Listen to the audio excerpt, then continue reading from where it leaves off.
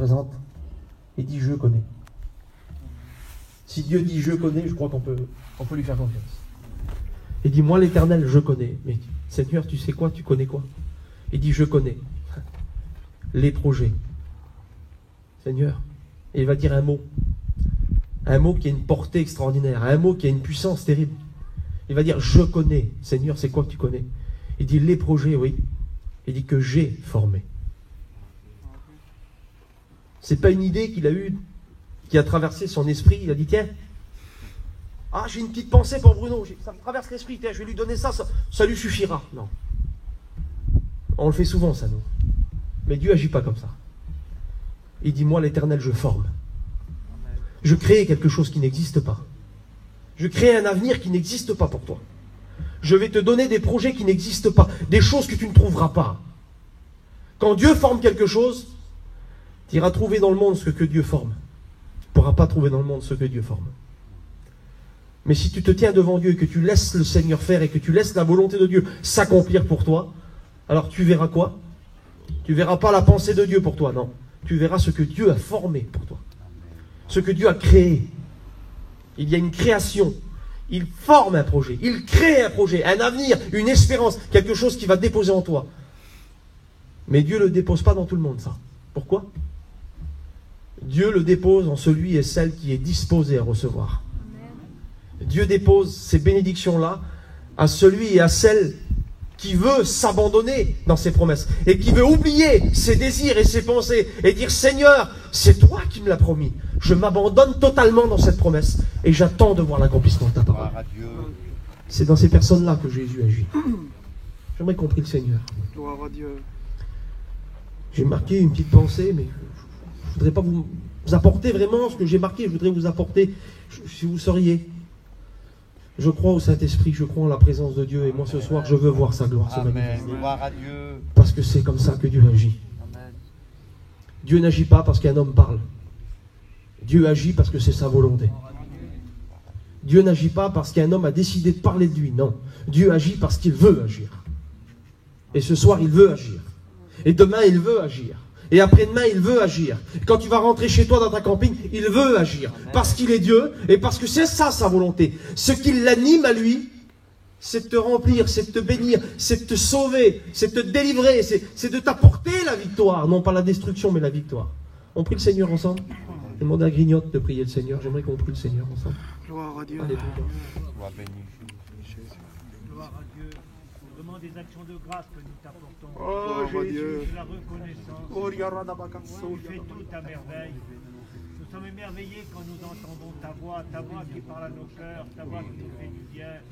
C'est pour cela que nous sommes là ce soir, Seigneur, pour recevoir de ta Jésus, part un Jésus, nous mot, voulons voir ta gloire se manifester. une parole venant de ta parole par l'Esprit Saint.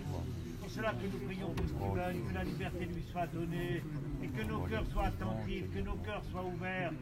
Je te prie pour cet auditoire, Alléluia. Seigneur, Au nom de que Jésus. les cœurs soient disposés Au pour que nom la de parole de Jésus. Dieu fasse son effet.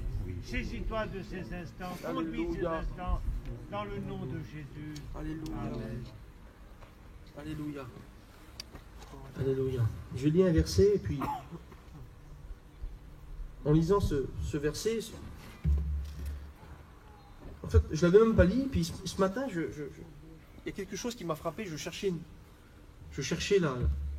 la pensée du Seigneur, et puis je priais Dieu, je demandais à Dieu, et puis ce matin, le Seigneur m'a frappé mon cœur. J'étais en train de rouler avec la voiture, et puis il y a ce verset qui est revenu dans mon cœur fortement. Toute la journée, j'ai été poursuivi par ce verset. J'ai été poursuivi par cette pensée-là. Alors dans la simplicité, ce soir, je vais vous apporter simplement la parole du Seigneur. Amen. Mais je pense que, avec l'aide du Saint-Esprit, on va en retirer quelque chose pour nos vies. Vous savez, pour vivre quelque chose en Dieu de fort, il faut donner à Dieu.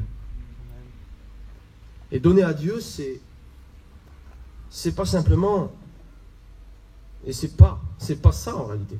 C'est pas que c'est pas simplement, mais donner à Dieu, c'est pas donner notre vie dans une activité ou de faire des choses pour Dieu, ou de faire beaucoup de choses pour Dieu. Il y a plein de gens qui font beaucoup de choses pour Dieu. Vous savez, on peut faire beaucoup de choses pour le Seigneur, et ne pas vraiment livrer sa vie à Dieu. Comprenez? On peut faire beaucoup de choses pour Dieu. On peut, je ne sais pas, je ne veux pas énumérer des choses, mais on peut faire plein de choses, avoir une activité dans l'église, avoir un travail, une fonction, faire des choses. Et puis on s'attache beaucoup à ça, puis on se dit, Seigneur, je donne beaucoup pour toi. Puis je fais beaucoup de choses pour toi. Mais ce que Dieu veut en réalité, c'est une vie livrée. Amen. C'est lui apporter un culte. Alors on dit souvent, quand on emploie ce mot-là, on apporte un culte à Dieu. Alors quand on dit ce mot-là, on ferme nos yeux, on se voit le dimanche matin à l'église, et puis on apporte un culte à Dieu. Mais apporter un culte à Dieu, quand il dit cela, il est en train de nous dire que le culte raisonnable devant Dieu, c'est pas le dimanche matin dans une réunion, c'est pas de ce culte-là que Dieu parle. Quand il parle du culte, il dit apportez vos corps, apportez votre vie. Il dit comme un culte qui sera de votre part un sacrifice agréable, un sacrifice qui est normal. Et c'est ça que Dieu parle. Quand toi apporter un culte à Dieu, c'est pas venir dans une réunion, s'asseoir sur une chaise et puis on dit dimanche matin j'apporte un culte. Non, c'est ta vie tout entière qui doit être un culte, qui doit être une offrande, qui doit être un sacrifice pour lui. Ça veut dire quoi? Quand on apporte un culte, on apporte un sacrifice. Et automatiquement, quand il y a le mot sacrifice, il y a le mot mort qui est attaché au sacrifice. C'est vrai ou pas? Quand on parle de sacrifice, ça veut dire qu'on va tuer un animal, on va tuer un animal, on va tuer quelque chose. Alors quand il nous dit apporter notre corps comme un sacrifice, ça veut dire que Dieu nous appelle à mourir pour apporter un culte. Ça veut dire quoi? À mourir aux œuvres des ténèbres, à mourir aux œuvres de la chair, à mourir aux œuvres de la vie infructueuse, à mourir aux œuvres qui vont nous détourner de la volonté de Dieu et de la vie avec Dieu, nous détourner de ces choses-là. Apporter un culte, c'est mourir à notre vie du passé, mourir à notre vie de chair pour vivre et marcher par l'Esprit. Amen. C'est à cela que Dieu nous appelle. C'est à cela que Dieu t'appelle aujourd'hui. C'est à cela que Dieu t'appelle demain. Et merci à Dieu pour ceux qui ont une activité. Je ne suis pas en train de vous dire, n'ayez pas d'activité. Si, faites tout ce que vous avez à faire pour Dieu. Prêchez l'évangile, témoignez de Dieu, travaillez dans l'église, mettez des chaises, faites-le. Mais n'oubliez pas que Dieu prend plaisir dans une vie livrée. Amen. Que Dieu prend plaisir dans un culte qu'on lui apporte. Et le culte qu'on doit lui apporter, c'est un sacrifice vivant, un sacrifice. Il faut se donner soi-même, parce qu'en se donnant soi-même, notre vie va grandir en lui. Et c'est ce que nous avons besoin. Quand il y a du mélange, quand il y a dans une vie, je ne sais pas comment m'exprimer, je ne trouve pas les mots, mais quand il y a du mélange et quand il y a toutes sortes de choses qui viennent se heurter dans nos vies. Alors, on va faire beaucoup de choses, on va faire beaucoup de bruit pour Dieu, on va faire du bruit, il va se passer des choses, il va y avoir du mouvement. Mais le mouvement ne nous prouve pas qu'on est dans la bénédiction. Ce qu'on a besoin, c'est d'avoir une vie livrée. Vous savez ce qui compte ce soir? Il n'y a qu'une seule chose qui compte ce soir. Il n'y a qu'une seule chose. C'est bien que je prêche l'évangile. C'est bien que vous êtes là, que vous écoutez. Mais il n'y a qu'une seule chose qui compte devant Dieu. Tu sais, c'est laquelle? C'est la vérité de ton cœur. Amen. Gloire à Dieu. Il n'y a que ça qui compte. Amen. Gloire à Dieu. Mais ça ne concerne pas ton frère qui est à côté de toi. Ça te concerne à toi. Amen. Ça te concerne à toi. Ça me concerne à moi. Ça nous concerne à nous, jeunes chrétiens, vieux pasteurs, jeunes pasteurs, étudiants, futurs étudiants. Qui que nous sommes, ça nous concerne à nous. Il n'y a qu'une seule chose qui nous donne la victoire devant Dieu et qui nous fait triompher du mal, c'est la vérité. Et la vérité, c'est reconnaître qui on est. Alors reconnaître qui on est, on va dire, je suis un chrétien moi. Oui, c'est vrai que tu es un chrétien. Mais reconnaître qui t'es, c'est reconnaître aussi tes faiblesses. Reconnaître aussi que tu trébuches. Reconnaître aussi que tu as besoin de purifier ton âme, purifier ton cœur et de vivre la vraie vie avec Dieu. Amen. Il y a un texte dans la parole de Dieu que j'aimerais partager avec vous. Je ne sais pas où ça va nous mener. Mais on va partager ça ensemble. Gloire à Dieu. Amen. Gloire à Dieu. Ça se trouve dans l'évangile de Matthieu, chapitre 21 et au verset 12. Il va se passer quelque chose. Ça n'a pas toujours été comme ça dans la maison de Dieu. Il va se passer quelque chose dans ce verset de particulier. Il va y avoir une scène particulière à ce moment-là qui va se passer. Regardez ce qui se passe. Jésus entra dans le temple. Écoutez bien. Jésus entra dans le temple de Dieu. Il chassa tous ceux qui vendaient et qui achetaient dans le temple. Il renversa les tables des changeurs et les sièges des vendeurs de pigeons. Et il leur dit, il est écrit, ma maison sera appelée une maison de prière. Mais vous, vous en faites une caverne de voleurs. Des aveugles et des boiteux s'approchèrent de lui dans le temple, et il les guérit. J'aimerais qu'on le relise ensemble. Écoutez bien, on va le relire ensemble. On va prendre 2 minutes. Gloire à Dieu. Amen. Jésus entra dans le temple de Dieu. Il chassa tous ceux qui vendaient et qui achetaient dans le temple. Il renversa les tables des changeurs et les sièges des vendeurs de pigeons. Et il leur dit, il est écrit, ma maison sera appelée une maison de prière. Mais vous, vous en faites une caverne de voleurs. Des aveugles et des boiteux s'approchèrent de lui dans le temple et il les guérit. Il se passe une scène vraiment particulière. On voit ça dans la vie de Jésus à un seul moment. Une telle colère de Jésus, un tel agissement de Jésus, un tel caractère de Jésus, moi je ne le retrouve pas dans les évangiles. Dans la vie de Jésus, je ne le retrouve pas. Mais là, à ce moment-là, il va se passer quelque chose. Il va se passer une scène dans le temple. Quand il va arriver dans le temple, il y a une colère qui va venir dans son cœur. Parce qu'on a fait de la maison de l'Éternel, on a fait de la maison de Dieu un endroit où il y a du trafic, un endroit où on vend, où on achète, où on échange, où il se passe plein de choses. Et le temple, mes frères et sœurs, aujourd'hui c'est nos cœurs. Aujourd'hui c'est notre vie. Et notre vie devant Dieu, comment elle est dans cette soirée? Comment elle est? Tu vas me dire, mais ces gens-là, regardez ces gens-là, ces vendeurs-là, ces vendeurs et ces acheteurs et tous ces gens qui venaient faire du trafic dans la maison de Dieu, ils étaient au bon endroit pourtant. Ils étaient où? Ils étaient dans le temple de l'Éternel. Ils étaient dans la maison de Dieu. Ils étaient au bon endroit. L'endroit pour écouter la parole. L'endroit pour voir les sacrifices. Ils faisaient des bonnes choses. Ils vendaient des animaux qui servaient pour le sacrifice. Ils vendaient des bêtes qui servaient pour le sacrifice. Alors ils devaient se dire dans leur cœur, mais Seigneur, c'est pas méchant, je travaille quand même pour toi. Je fais quand même des bonnes choses, des bonnes œuvres pour toi. Mais ils avaient transformé la vraie vie qu'il devait y avoir dans le temple. Ils avaient transformé, ils avaient falsifié, ils avaient trafiqué. Alors le mot trafic, on voit toujours du vol, mais trafiquer, ça veut dire mélanger. Quand on trafique quelque chose, ça veut dire qu'on mélange quelque chose. Et quand on le mélange, quand on prend un parfum et qu'on le trafique, ça veut dire qu'on l'a coupé, qu'on l'a mélangé pour en faire plus. Et quand on mélange un parfum, il fait quoi? Il perd sa valeur. Il perd sa valeur. Et il perd la vérité. Quand on trafique un parfum, il y a un peu de vérité qui s'en va. Et il y a de la fausseté qui rentre à l'intérieur. Et c'est ce qui se passe.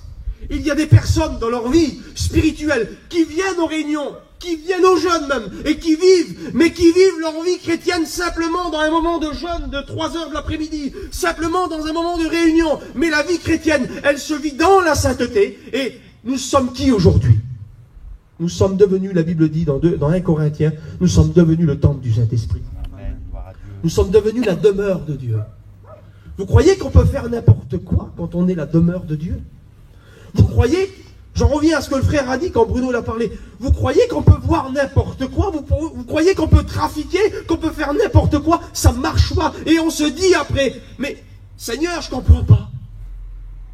Je suis découragé, je ne suis pas bien, mais pourtant je travaille pour toi. Je nettoie l'église. Je mets les chaises, je fais ceci, je fais cela. Mais ce qui compte pour Dieu, c'est pas ce que tu fais. Ce qui compte pour Dieu, c'est ce qu'il y a à l'intérieur. Amen. Parce que quand Dieu t'a vu, et quand Dieu t'a sauvé, il n'a pas regardé si tu étais blonde, il n'a pas regardé si tu étais brune, il n'a pas regardé si tu faisais 1m90 ou 1m50, je sais pas. Il n'a pas regardé à tout ça. Il a vu ton âme, et il a vu que ton âme avait besoin d'être transformée. Il a vu que ton âme avait besoin d'être sauvée. Il a vu que ton âme avait besoin de sainteté. C'est pour ça qu'il est venu. Et parce qu'il t'a donné cette sainteté, tu dois marcher dans la sainteté. Tu dois te sanctifier. Tu ne dois pas faire n'importe comment. Tu ne dois pas avoir du trafic dans la maison de Dieu. Parce que quand Jésus vient et qu'il voit du trafic, il se passe des choses. Il chasse premièrement les vendeurs. avec l'autorité. Il chasse ce qui t'empêche de vivre dans la sainteté. Puis après, ça fait un peu plus mal. Il renverse ce que tu as l'habitude de faire et ce que tu aimes. Il renverse ce qui t'apporte un petit peu de bénéfice dans ton cœur. Ah, ça, Seigneur, c'est pas interdit, mais je l'aime bien ça. Pas trop, Seigneur, spirituel. Après, on va être des déréglés. Pas trop de bénédiction, on va être des déréglés. Mais ça, c'est pas interdit. Ça, je l'aime bien. Ça me fait un petit peu de bien, de temps en temps. Ben, c'est ça que Dieu veut renverser. Amen.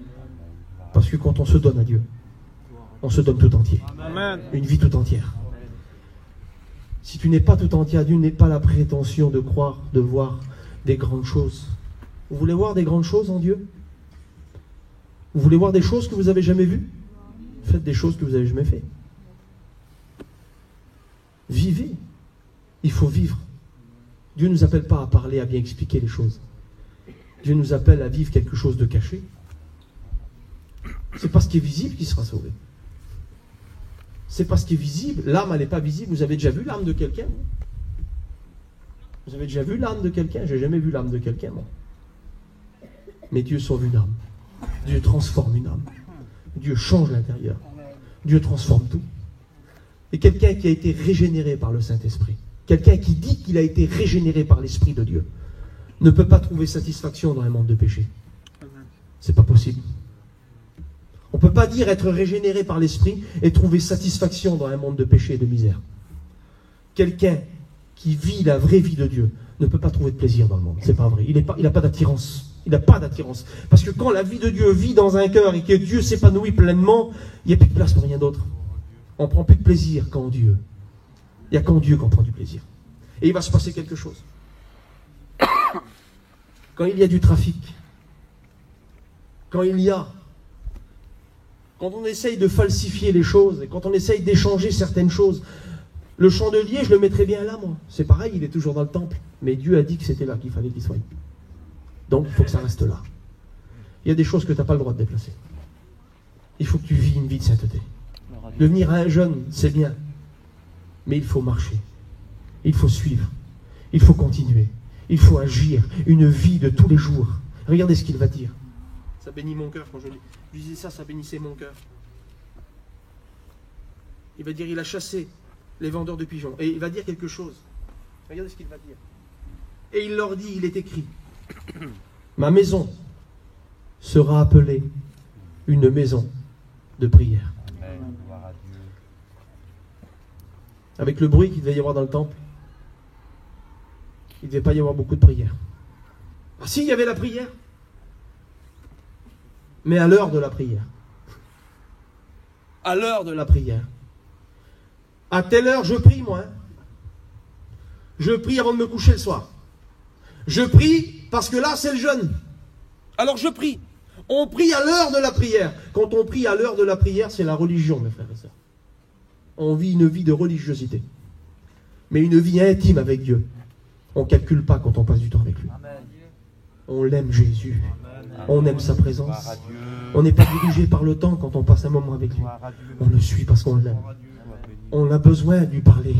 On a besoin de l'entendre nous parler. On a besoin de passer 10 minutes avec lui. On a besoin de passer 1 heure. On n'attend pas le soir. On a besoin de rentrer chez nous et de passer du temps avec lui. Parce que la vraie maison de l'Éternel, c'est une maison de prière.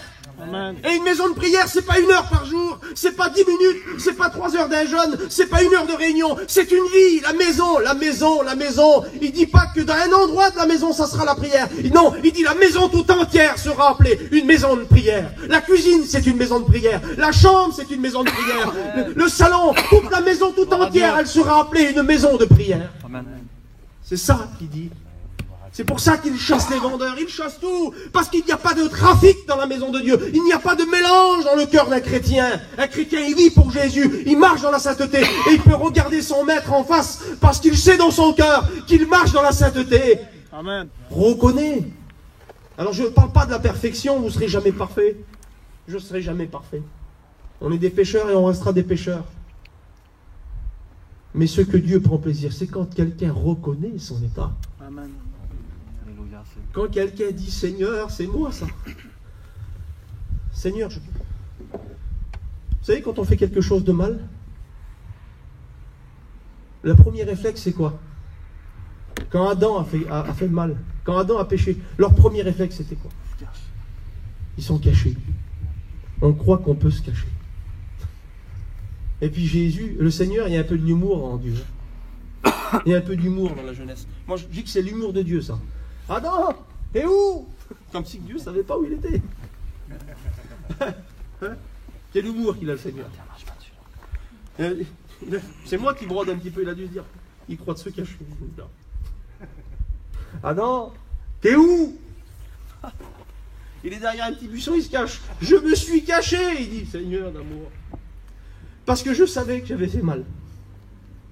Alors je me suis caché. T'es où ce soir? T'es où? Mais Seigneur, tu vois bien que je suis assis sur la réunion, j'écoute les réunions. Mais t'es où? Mais je viens à tous les réunions, je suis là le dimanche, je suis là la semaine. T'es où? Mais quand il dit t'es où, il ne demande pas que c'est que t'es assis. Elle est où la maison de prière? Elle est où la demeure de Dieu? Il est où Dieu en toi? Où que c'est que je suis à l'intérieur? Quelle place tu m'as donnée? Où que c'est que je suis? Est-ce que je m'épanouis en toi? Est-ce que je vis en toi? Est-ce que je règne en vainqueur? Ou est-ce qu'il y a d'autres choses en toi qui sont vainqueurs sur ta vie? Je suis où? Il retourne la question. Sois vrai devant lui. C'est pas grave si t'es pas vrai devant moi. Je vais faire quoi, moi? Qu'est-ce qu'il va faire ton mari, ta compagne, je sais pas, qu'est-ce qu'ils vont faire les gens autour de toi? Rien du tout. C'est pas grave ça. Mais tu dis que tu marches pour Dieu, que tu vis pour Dieu. Regarde-le en face et dis-lui, Seigneur, mon âme, elle est devant toi là. Je suis nu et à découvert devant toi. Seigneur, il n'y a plus rien. Il n'y a plus rien. Excusez-moi du mot, mais il n'y a plus rien. Il n'y a rien devant Dieu. Il n'y a rien qui tienne devant Dieu. Le Seigneur ne viendra pas sauver une apparence. Le Seigneur ne viendra pas bénir. Vous voulez être béni ce soir? Et vous voulez être béni pourquoi? Tu t'es déjà posé la question? Pourquoi tu veux être béni? Tu vas me dire, pour être encouragé? Pour, je sais pas, aller un petit peu plus loin? Mais c'est quoi que tu veux? Tu veux être béni pour ressentir des émotions? Vous croyez que Dieu nous bénit pour nous faire ressentir des émotions? Pour nous faire pleurer? Mais pourquoi tu veux être béni? Quand Dieu bénit quelqu'un, c'est pour un but. C'est pour aller dans un endroit particulier. Dieu ne bénit pas juste pas. Vas-y, va te donner un petit coup de boost. Quand Dieu bénit une âme, quand Dieu bénit quelqu'un, quand Dieu visite quelqu'un, il se passe quelque chose. Amen. Il y a un bouleversement dans une vie. Gloire à Dieu. Quand Dieu touche quelqu'un, vous croyez que la personne, elle est toujours pareille? Moi, je connais des gens, vous en connaissez aussi d'ailleurs. Ça fait 15 ans, 20 ans qu'ils sont chrétiens. Ils pleurent souvent. Il n'y a pas de changement dans leur vie. Mais je connais certaines personnes, ça fait 1 an, 2 ans qu'ils sont chrétiens. On dirait qu'ils sont... Vous avez vu l'homme canon, là? Vous l'avez déjà vu, ça? L'homme canon, là. L'homme qui se met dans le canon, là, puis qui part d'un coup, là. Et leur vie, c'est un boulet de canon.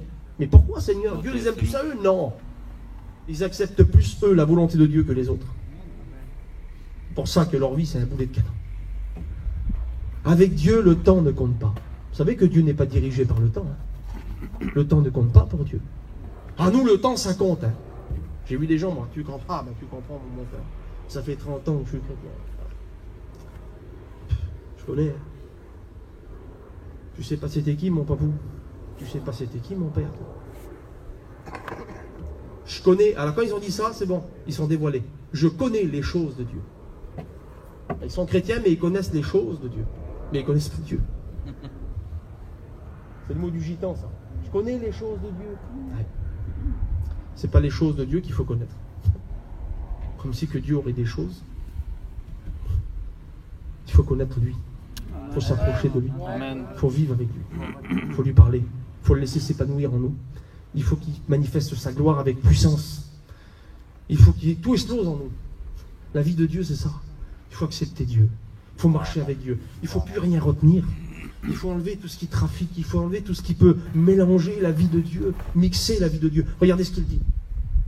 Ma maison sera appelée une maison de prière. Et il va dire, mais vous en avez fait une caverne de voleurs. C'est quoi ta maison? Oh, c'est quoi le lieu où tu habites? Une caverne ou une maison? C'est toi que t'en as fait une. Tu t'es fait Pareil, une caverne et une maison, attention. quelqu'un d'autre. C'était une maison, T'en as fait. c'est devenu une caverne.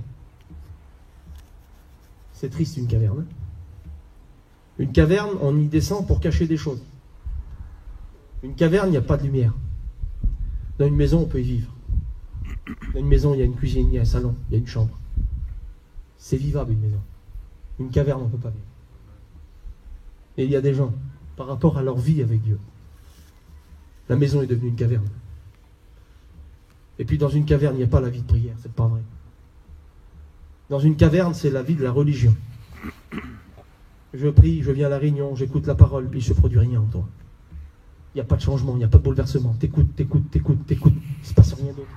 T'écoutes, tu reçois des informations. Tu veux des informations? Allume BFM TV. Tu recevras des informations. Il y a des gens qui viennent à la réunion pour recevoir des informations. Pour être informés de ce que la Bible, elle dit. Ah, c'était beau. C'est un tel qui prêche, on va y aller. Lui, il donne bien des belles informations. Et ta vie, elle est toujours pareille.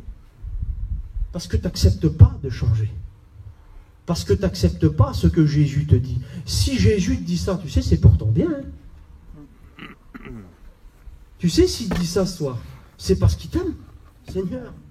Je crie sur mon petit, moi, puis des fois, je me mets en colère, et puis je le reprends, puis des fois, j'y fous deux, trois petites claques, des fois, je me mets en colère. C'est pas parce que je l'aime pas. Hein.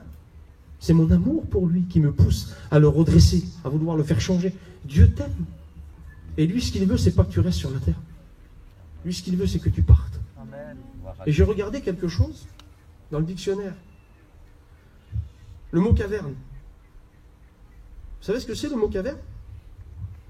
Le mot caverne, ça veut dire une caverne. Il y a des cavernes qui se fabriquent comme ça. Le dictionnaire me dit caverne, c'est une cavité qui se forme dans un organe malade. Le dictionnaire français. Alors je ne suis pas un théologien, moi. Mais il dit une caverne, c'est une cavité, c'est quelque chose qui se forme dans un organe qui est malade. Ça veut dire que si ton cœur était une maison et qu'il est devenu une caverne, c'est parce qu'il y a une maladie qui t'a rongé, qui s'appelle le péché. Et qui t'a amené. Et cette maladie, le péché, a formé une caverne. Et tu t'es installé dans cette caverne. Alors dans cette caverne, tu écoutes la parole de Dieu. Dans cette caverne, tu vois les choses qui se passent autour de toi. Et parce que les autres sont bénis, alors tu crois que ça marche aussi pour toi. Mais chaque personne individuellement a besoin de sa bénédiction. Chaque personne a besoin d'être remplie. Chaque personne a besoin d'être transformée. Et la maison de Dieu sera appelée une maison de prière. C'est Jésus qui dit c'est moi. C'est pas une caverne. Vous avez fait de la maison de mon Père. Vous avez fait de la maison de l'Éternel une caverne. J'aimerais te dire quelque chose. On a un Dieu de miracles. C'est dur à changer une caverne, mais Jésus, quand il pose sa main, tout est transformé. La caverne, elle peut se transformer dans la plus belle des maisons. Le temple du Saint-Esprit. Et vous savez, juste ça. Le temple était une caverne de voleurs. Il y avait des vendeurs. Mais le temple n'a pas toujours été une caverne de voleurs. Il n'y aura pas toujours eu des vendeurs dans le temple. Il n'y a pas toujours eu des personnes qui vendent et qui achetaient du trafic dans le temple. Le temple, avant, dans la Bible, c'était une maison bénie où on respectait, où il fallait être des lévites spéciales. Il fallait avoir une vie spéciale pour entrer, pour offrir des sacrifices. Mais elle est devenue une caverne de voleurs. Ta vie, peut-être spirituellement, depuis des années en arrière, elle était remplie du Saint-Esprit. Et même aujourd'hui, si tu es rempli, fais attention à toi. Parce que le trafic, il peut venir.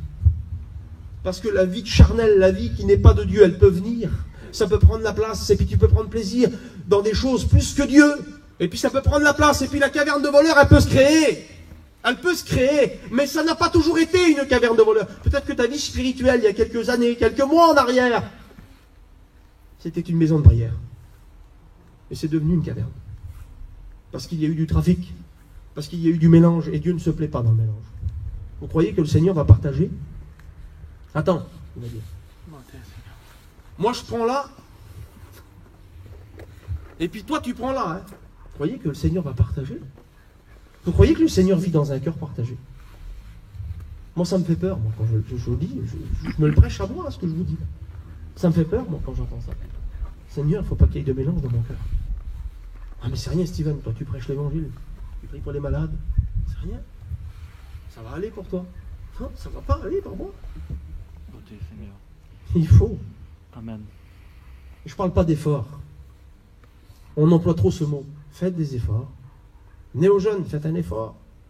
Priez, faites des efforts. Priez ce matin, faites des efforts. Vous savez, quand la vie de Dieu devient un effort, il y a un problème. Quand on aime quelqu'un, il n'y a pas d'effort. Quand on aime quelqu'un, on prend plaisir à vivre avec lui. Quand on aime quelqu'un, on quitte ses parents. Et on s'attache avec cette personne. On forme un foyer. On se place dans un avenir. On vit quelque chose. Ça change quand on aime quelqu'un. Ça change. Il se passe quelque chose. Et c'est ce qui a tout changé pour nous. C'est l'amour de Jésus. C'est parce qu'il nous a aimés. Il n'a pas donné. Hein. Regardez ce qu'il dit Jean 3,16. Car Dieu a tant aimé. Et après, il a donné. Il nous a prouvé qu'il nous aimait. Et après, il a donné. On veut donner avant d'aimer, nous. Seigneur, je t'aime. Je t'aime, Seigneur. Mais j'aime pas l'église. Il y a des gens comme ça. Hein. Je ne parle pas de l'église des murs. Hein. L'église corps du Christ. Je t'aime à toi, Seigneur. Mais si tu serais l'église, là, je ne la supporte pas. L'autre, je ne supporte pas. Alors j'aime toi, Seigneur, mais j'aime pas ton corps. On aime Jésus, mais on n'aime pas son corps. Parce que la Bible dit que lui, il est la tête, et nous, on est son corps. Alors Seigneur, moi j'aime bien la tête, j'aime bien toi, mais moi le corps, je l'aime pas. Tu crois que ça va marcher? Le plus grand commandement, tu aimeras ton Dieu de tout ton cœur, de toute ton âme, de toute ta pensée. Amen. Et le deuxième, le plus important, qui lui est semblable. Tu aimeras ton prochain comme toi-même. Amen, gloire à Dieu. Nous devons manifester, mes frères et sœurs, ces choses-là. Et je termine avec ça. Excusez-moi si j'étais un peu long, mais je termine. Et papa, il est 9h15, on termine. Et quand il a chassé, regardez, quand il a chassé les vendeurs, quand il a chassé les échangeurs, quand il a renversé les tables, la Bible dit dans l'évangile de Jean qu'avec sa ceinture, il s'est fait un fouet. Le Seigneur Jésus. Jean chapitre 2. Il s'est fait un fouet avec sa ceinture. Imaginez-vous le caractère de Jésus. Et puis il a commencé à frapper tout le monde, il a commencé à chasser tout le monde. Et tout le monde est parti, il a renversé les tables. Et là, à ce moment-là, il a parlé, on l'a vu ensemble. Ma maison est une maison de prière. Et il va dire quelque chose. Et là, le résultat de cela. Regardez ce qu'il dit. Juste le verset qui suit, en fait. Des aveugles et des boiteux s'approchèrent de lui dans le temple. Et il les guérit. Amen, gloire à Dieu. Ça attend pas. Hein. Ça attend pas, David. Hein. Il attend pas 3 jours. Attends, on vient de nettoyer le temple, mon frère. Tu viens juste d'être renouvelé. Attends un petit peu, tu vas voir. Demain, on va prier pour toi, le Seigneur va te guérir. Attends un petit peu. Et Milord, il disait un jour, il y en a qui se lèvent tout de suite. Là. Ils ne sont pas sortis de l'eau, qui sont levés pour servir le Seigneur. Il dit, attends, il vient de sortir, laisse-le chasser un petit peu. Puis il prie. C'est le Seigneur, il n'est pas sec encore. Une petite plaisanterie. Mais tout de suite, quand il renverse les tables, quand il chasse les vendeurs, et quand il parle, quand il commence à parler, il y a quelque chose qui se passe dans les cœurs. Ces personnes-là étaient là, ces boiteux, ces aveugles étaient là, et puis regardez les vendeurs, et puis... C'était la religion qu'il y avait dans ce temple.